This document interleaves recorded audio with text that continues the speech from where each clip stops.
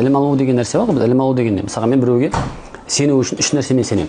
Бізде имам Насафидің рахимулла шархул ақида Насафидің кітабында өттік. Жалпы ілімге жету жолы үшеу дейді. Мысалға мен сіздің бір нәрсені дұрыс айтып тұрғаныңызды білу үшін бір нәрсені рас емес екендігін үш нәрсемен растай аламын. Біріншісі ақыл деп келді, ақылмен. Мысалға кім айтса, 2002 жылғы бауырымыз айтса, мысалға, Айдархан. Мен десе, менің әкеменен кішкентай десе. Мен бұған ақылмен қарап қоя сал деймін ғой. Дұрыс па? Демек, өтірік екендігін ақылмен жауап беремін. Өйткені мүмкін емес. Айдархан әкесі өзінен кішкентай болу, яғни жасы кішкентай болу. Дұрыс па? Жасы мен демек былай айтса, Айдархан, менің 2002, енді 2025 жылға балам бар десе, мен айтамын, 2025 жыл баласы болуы мүмкін. Иә? Мен бұны ақылмен қабылдаймын. Демек, бір хабарды қабылдау үшін адамға не керек? Ақыл керек.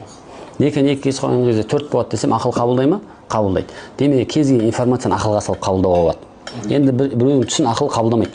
Бір. Дұрыс па? Мен түсімде нәрсені көрдім деп ақыл қабылдамайды бір. Демек, бұл нәрсені мен анық, яқин деп бұны дәлел қылып ала алмаймын.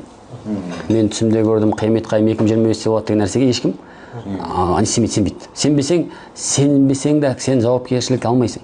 Мен түсімде пайғамбарымыз саллаллаху алейхи вассаламды көрдім да, пайғамбарымыз саллаллаху алейхи вассалам 2035-те Мәхди шығады деді десе, бұл информация сену міндетті емессің сен. Өйткені бұл хабар алынбайды. Хабар алу үшін не керек бірінші? Ақылмен алынады екен.